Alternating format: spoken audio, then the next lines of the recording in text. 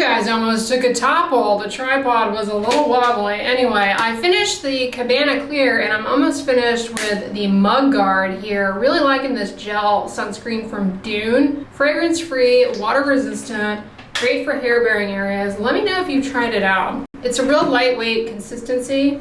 I washed my face with this glycolic acid, lactic acid cleanser. I hate washing my face at the sink. And with, no matter the cleanser, but I've noticed with that one, I think everything's all rinsed off and I've got a little collection of cleanser residue around my nose. That'll really cause a lot of irritation. Then I end up splashing the water on my face to rinse everything off, makes a mess all over my counter. You wanna know what I did? I literally stuck my face in the sink under the water, and let it hit directly onto my face. That worked. Looked bizarre, seems over the top, but didn't make a mess all over my counter.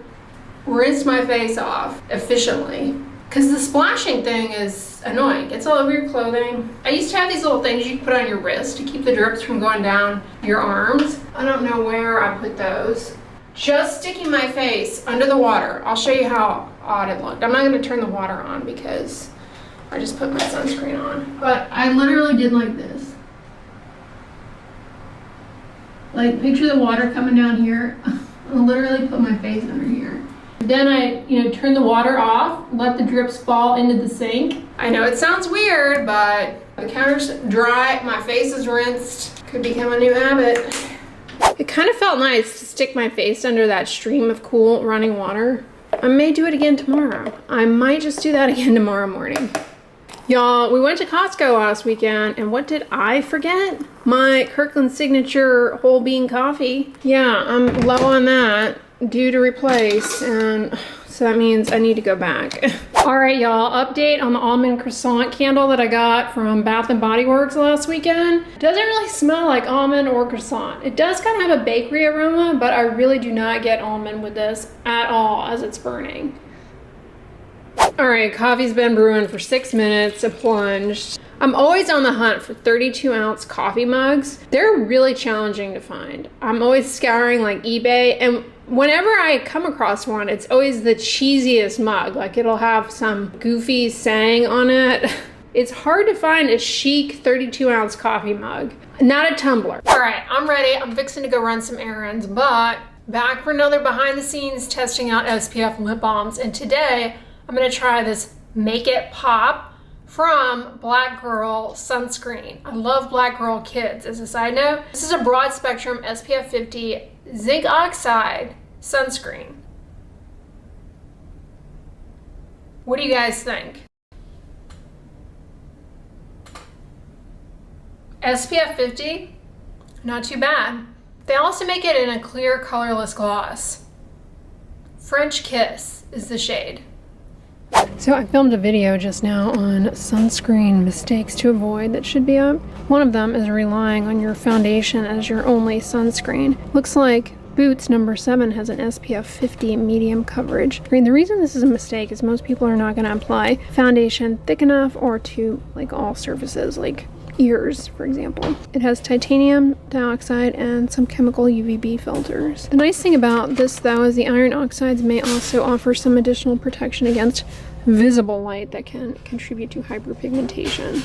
I wonder how this Hydroluminous compares to the Lumi Glotion that I use. Light coverage.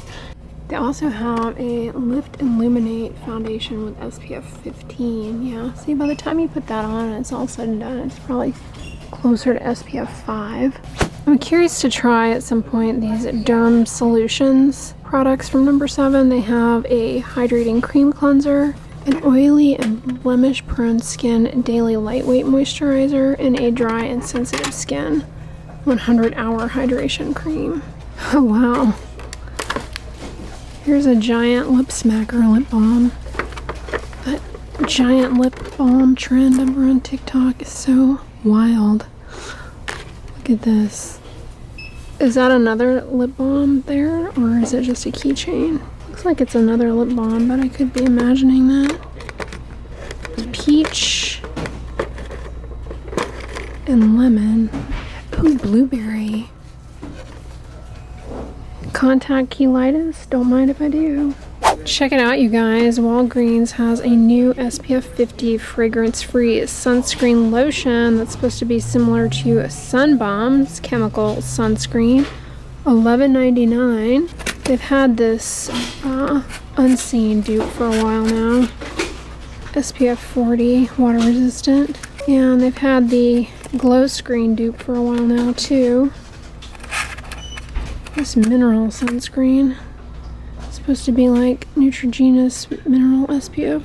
I've had that SPF lipstick on for about 30 minutes now, but update on the Revlon berry colored SPF 20. I'm still really liking that a lot too. I remembered it because Revlon has really good lipsticks. Has anyone tried these Color Stay satin inks? You know, I don't need any more of that. But they also have a tinted moisturizer. Face and body glow lotion with a coconut scent. I'm not so into that. Yeah, the thing I like about the Lumi lotion is the way it looks and the fact that it doesn't have any fragrance in it. When I was shopping around on Amazon for SPF lip balms, this came up and I almost bought it, but I was like, I don't know. What do you guys think? It's a chemical lip SPF with pineapple flavorant. That may be irritating, but I do kind of want to try it.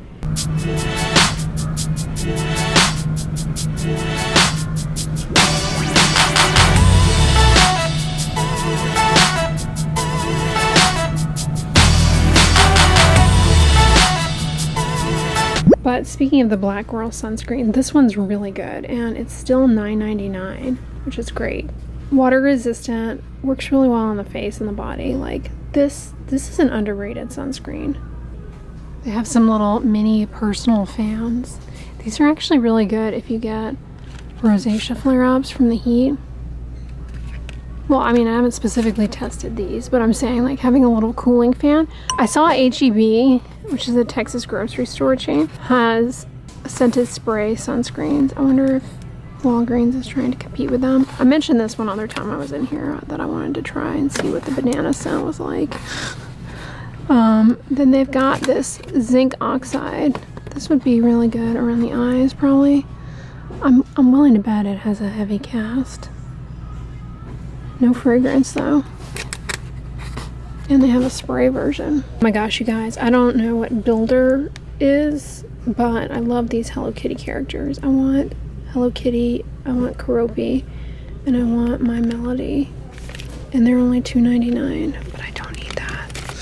See what I mean? This isn't even a biggie mug, but like, sorry, I have plants this weekend. I don't know. Like, knowing my luck, I would find a jumbo mug that says something like that on it.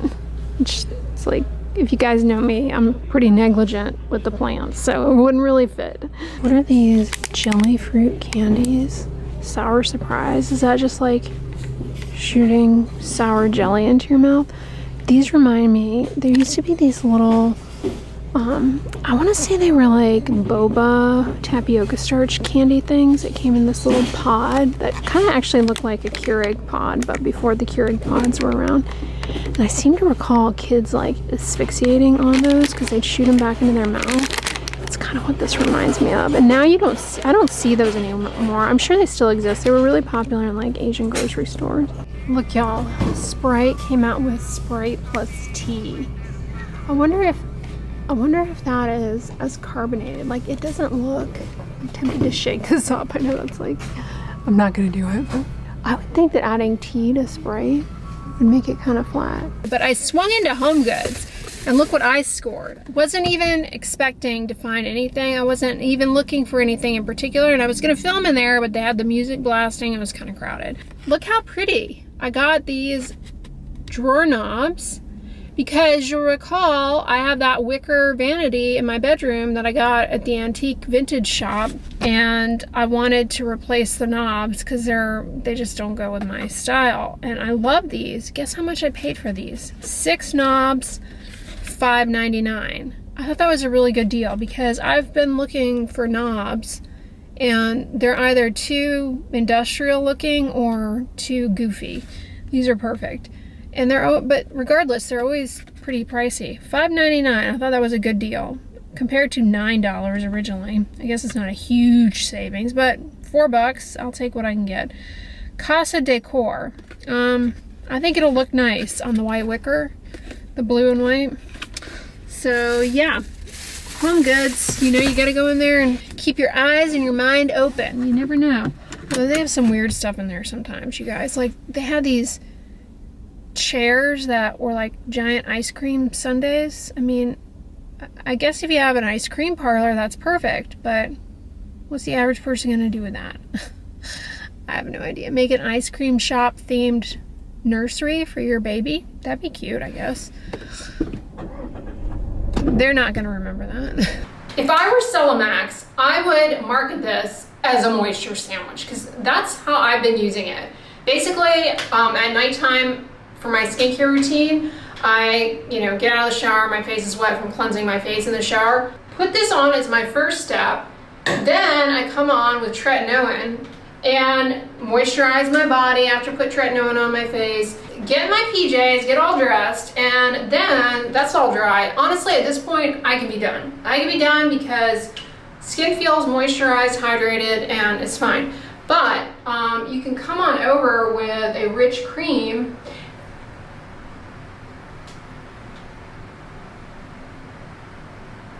to really help reduce dryness and moisturize the skin. My little whiskers. I love this applicator that you can just dispense onto your face. I find that a lot easier. Like, the Japanese sunscreens are a lot easier to apply to your skin the way the nozzle of the bottle is. I've been trying out a few different top coats though. I filmed a video, which should already be up at this point, on a roundup of some of the best Korean moisturizers for sensitive skin.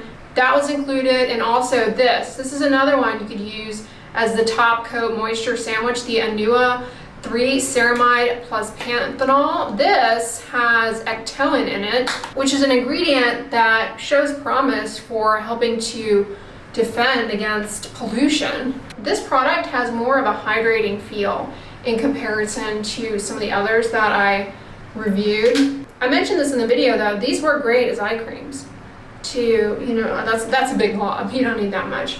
But to moisturize the skin around the eyelids, great. I need to reorder the Cicaplast gel, because that's what I have been using for the longest time as like my intense eye hydrator, and really seeing results. But these are great options too. Also, use a little on the lips, don't mind if I do. The Glossy Saucy. I'm gonna drop a truth bomb here. That Wella hair care is the worst. The Fast 5 I foreshadowed in last weekend's vlog went up this past Monday. And those of you who watched, you already know that Wella majorly let me down with their hair mask. But let me tell you, their shampoo is horrible. I mean, it has made, I'm on a different shampoo now that has completely reversed the issues I was having with the Wella one. The Wella one was like leaving my hair so unmanageable. And forget about the hair mask. That was the most anemic conditioning product I have ever used. Like, it's wild to me, a lot of times I'm let down by pricier salon shampoos. I complained to you guys about this, was it a year ago at this point? I was dabbling in the Oribe arts, because they got me with the packaging. It's so pretty. It's really cool packaging. Well, let me tell you, if you missed the saga, that packaging, give Charlie a box of popsicle sticks and some Elmer's glue, and I'm telling you, he could build a more durable shampoo bottle than Oribe can, because I don't know what kind of twice removed faux plastica they use for those bottles, but it breaks at the drop of a hat. And by that I mean, if you drop the bottle, good luck, because the cap is going to break off in the most inconvenient way, and you're basically screwed. Their shampoos are okay. They're nice, they get the job done. I haven't had any issue with them, and I really like their hair oil. The Oribe Gold Lust hair oil is amazing. But the Wella hair oil, major letdown. I'm telling you, sometimes stuff gets hyped up on social media and you're like, wow, this This must be really good. And granted, you know, I'm not naive, okay? I wasn't born yesterday. But the Wella stuff, you know, people were seeming like really enthusiastic about it, and whoa. They've got to be lying, or else they just have sebaceous glands on their scalp that are on steroids, quite literally, because performance-enhancing drugs, steroids, you know, steroids is in performance-enhancing drugs, they will pump the sebum out. Let me tell you, they will make the sebaceous gland, you know, literally on steroids. You know that expression, this on steroids? That's what the sebaceous gland, it just gets like pumping out the oil, and then you get malassezia, like all sorts of malassezia related skin issues, and they get this rip-roaring body acne, and also pityrosporum folliculitis, aka fungal acne, related to that yeast, because you're just like, it's like a kid in a candy store. But what was I talking about with steroids and Charlie? I better not be dabbling in that. But no joke, kids these days, they're dabbling in that stuff very young. It's really concerning. On TikTok, I mean, you have really young teenagers doing performance-enhancing hard drugs. And that's why I mention melanotan a lot in my videos, and how it's not something anyone should be taking, because a lot of these kids are getting on melanotan, which is a peptide, stimulates the melanocytes to make pigment, so they use it to tan themselves. It's unregulated and unapproved. So the melanotan that people get a hold of is not like, it's not regulated. It can be adulterated with stuff in there that causes adverse effects. Not to mention melanotan can makes you really nauseous, stunts your appetite, can cause priapism, which can cause kidney problems, cause your moles to change, and possibly melanoma. Not anything to dabble in. But these young kids, you know, they think doctors don't know anything, and that they have figured out all of endocrinology. And it's like, okay, kiddo, okay. Like, they watch a couple of videos and they plug into ChatGPT, and they think they know more than a fellowship trained endocrinologist who's been in practice for 30 years. They don't give two bits about credentials, experience, none of that. Give me ChatGPT and a couple of YouTube videos, and I'm gonna, yeah, it's really concerning. All I have to say, Wella is not any good, and I'm using a new shampoo and conditioner that have been great, and I'll talk about those at some point. Maybe they'll make an appearance in the June Fast Five, going up the first weekday of July. You're already getting excited for it, I know. But I might reveal it, you know, in the backstage, back here in the green room. The green room, where you guys come, all right? Come to see the newcomer bird in retirement. I am retired from theatrical arts, and I know I have a fan base here coming from newcomer bird. And so we're back here in the green room. That's what we're gonna start calling this, because it's like the behind the scenes, all right? It's just me and you chilling. It's no script, no planning. I don't sit down and think, okay, what am I gonna tell them in this video? Anyways, guys, I'm gonna wrap this vlog up here. If you guys enjoyed this vlog, give it a thumbs up, share it with your friends, and as always, don't forget, sunscreen and subscribe. I'll talk to you guys tomorrow. Bye.